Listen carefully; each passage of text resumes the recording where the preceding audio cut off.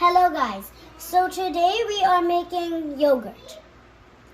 So first we need to add a certain temperature of milk that separates all the protein.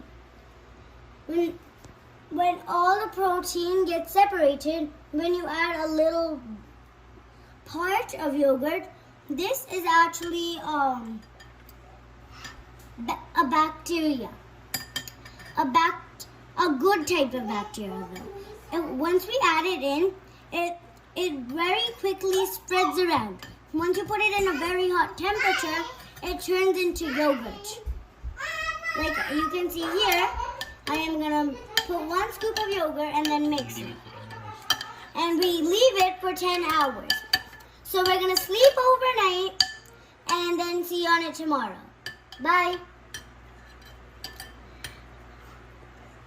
Thank you. Bye.